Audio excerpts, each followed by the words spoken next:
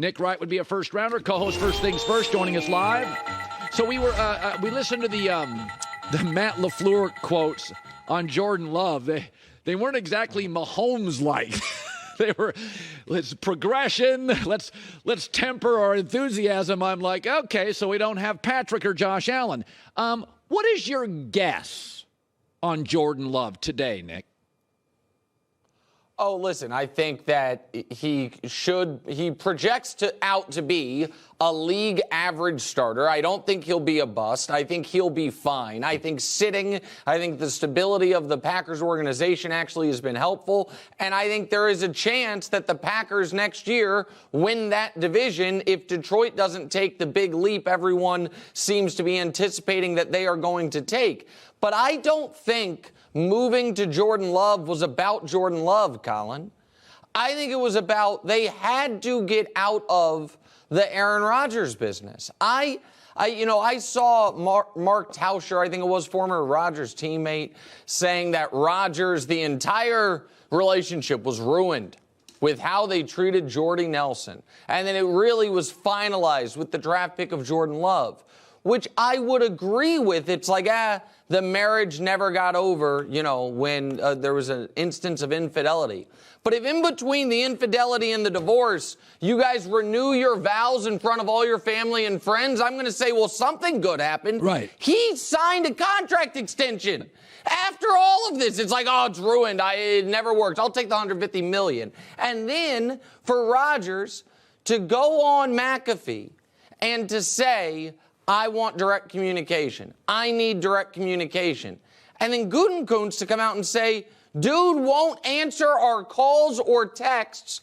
I'm going to trust that Brian Gutekunst is telling the truth there, in which case it's another instance of Aaron Rodgers misleading us. Yeah. And I think the Packers just said, we can't go forward with this guy and with our entire franchise at his whims, especially when last season he did look like a significantly declining player.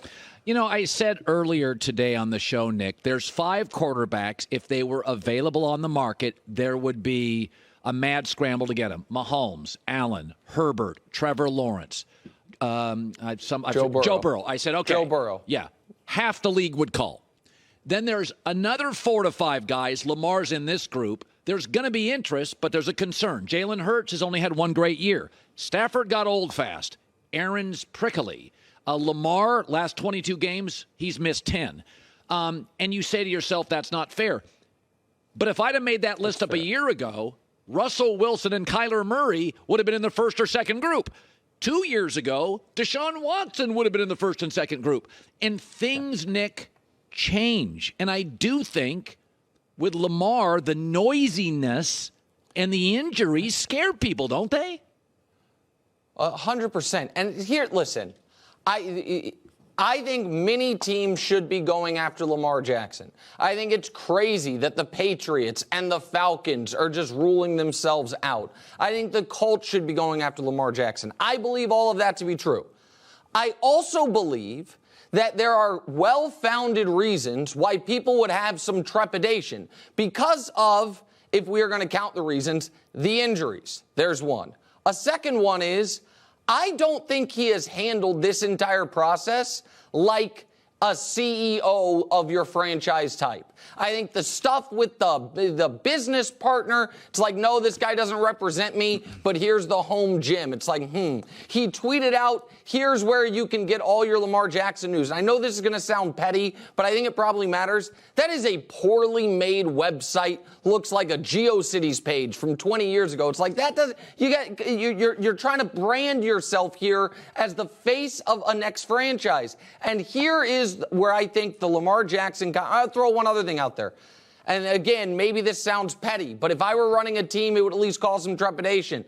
He gets sick a lot. Yeah. Like, I'm not talking about injured. I'm talking about sick. And it's like, I know there was some speculation that his sleep schedule, his nutrition is off. Those are all things that would at least give me some pause. I think there has been, in some corners of the media, some hesitation to be anything but full-blown supportive of Lamar because he was so unfairly criticized early and coming into the league, and so much of it felt obviously racial, that I think well-intentioned people want to make sure they don't get painted with that brush, that they are not saying what they truly believe, which is while Lamar Jackson is clearly one of the 10 best quarterbacks in the league and clearly should have a stronger market than we are currently seeing, it might be materializing if he was conducting his business the way it looks like Jalen Hurts conducts his. It might be materializing if he had a professional team around him helping him through this. It is not a no-risk proposition. I will say one other thing about it. I understand why Lamar wants the Deshaun Watson deal. But if we all in the media agree that was a disastrous deal for the Browns, they gave up too much, they paid too much, I understand why other teams or the Ravens would be saying, we are not going to follow the pattern of a poorly run team that made a bad decision. I get why Lamar wants it, but I get why other places would be hesitant to give it. So I was talking about this earlier. The greatest boxer of all time, heavyweight, is Muhammad Ali. And the reason is because of his footwork, his speed, his power, his IQ, his psychological effect on opponents. It transcends time. He would have been good 70 years ago. He'd be dominant today. I believe Walter Payton's the best running back I've ever seen. Why? Because his power, his speed, his inability to run over you, run past you, run through you. I think he'd be as good a running back as the league has today. When you talk about the greatest, not all-time great, the greatest, you have to consider, could they play in any era? That's why I think Larry Bird ages brilliantly, because even today, the game, he was almost European before European. Ball handling, shooting, passing. He was so highly skilled as a forward. So I put the all-time starting five up for me, and I see Jordan's. You can't retract him. LeBron and Kareem.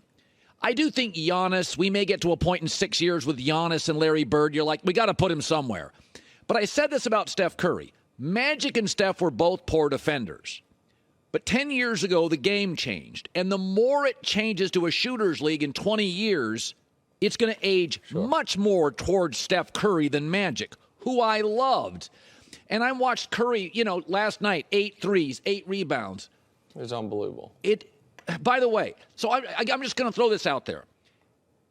I do think Steph could unseat Magic in 3 or 4 years, more titles, more scoring. Is it off the table for you? Well, I don't think he's going to get more titles. Magic's got 5. Right. And so Steph would have to get to 6.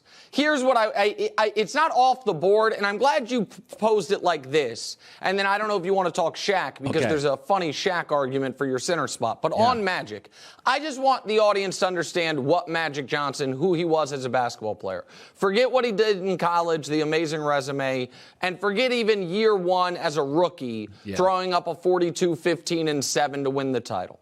Magic Johnson played 12 years in the league before he had to retire due to HIV. In those 12 seasons, he was top 3 MVP 9 times. He was first-team All-NBA 9 times. He made the NBA Finals 9 times. So 75% of his years, his team was in the finals, and he was considered at the end of the year either the best, the second best, or the third best player in the league. He won the MVP award 3 times. He won 5 rings. And then he retired fresh off a finals appearance and missed 4 years. And his first game back, I think, had 19, 7, and 10 at 36 years old, overweight, having missed 4 seasons.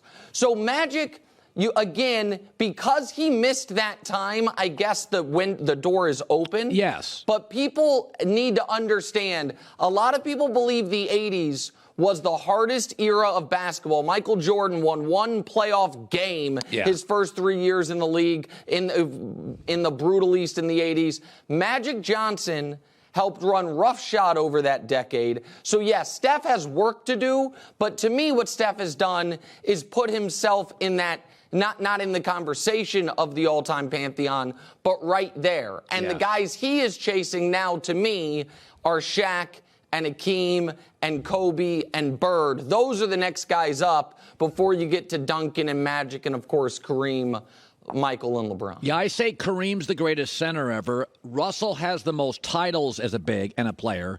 But Wilt and Shaq, despite being distracted for big chunks of their career, were probably the most gifted. But focus matters. It's why Brady's the GOAT and LeBron arguably is. They're so laser focused. LeBron, Brady, and Kobe in their prime, all it was sports. Then Brady late, LeBron late, Kobe post. Then they moved into Hollywood and business.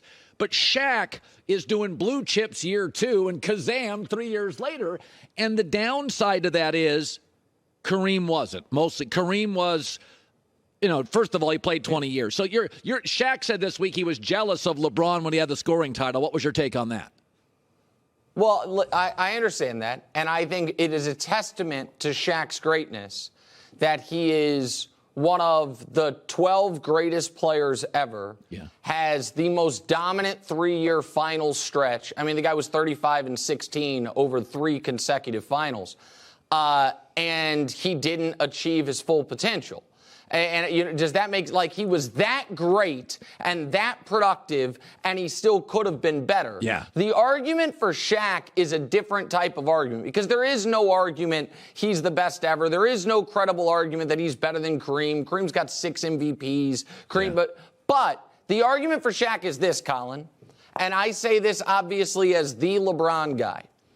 If the question is, I get one player all time for one game, and I am guaranteed that they are at the peak of their powers, is Shaquille O'Neal the number 1 draft pick ever? Yeah. And I think the answer to that might be yes. I think that even though I have Hakeem ahead of him and Bird and Duncan and Kobe, all these guys, if the question is for one game or even one series, I can have Apex Michael, Apex Bron, Apex Kareem, Apex Shaq, who can, he averaged, I think it was 38 and 17 against the Sixers in those finals, who had the Defensive Player of the Year, Dikembe Mutombo. If you are giving me Apex Shaquille O'Neal, that might be my number 1 draft pick, but the body of work is not enough. He wasn't at that apex long enough for him to be considered the greatest ever. Yeah. But that is his argument right there. For the record, there's the similar argument with Tyson. If you got Tyson when he had Customato, correct. That's right, when he had really capable people in the corner and was ascending, and it wasn't the circus later for one fight against Ali. Well, I mean, it's Tyson was unbelievable. And it's also the argument. It's the argument right now for Patrick in football. Yeah. If you were to tell me I get one quarterback all time for a game at his apex, I think unquestionably you'd rather have Mahomes than Brady. But for the totality of the career, it's obviously Brady for at least another, I don't know. Once Patrick wins 3 in a row, Colin, and has an undefeated season, will that put him over? Or does he have to get some rings? I'm not sure. But we'll see. But yeah, the apex versus the totality is the question. And Tyson's a great argument there. Okay, we got a minute left. Let's pivot back to football. Aaron Rodgers. I don't get the Super Bowl stuff at all. He's proven when he gets a new system, it generally takes him a year to ramp up. Even with Hackett and Green Bay, with a great O-line, stability, it took him a year to really crank up.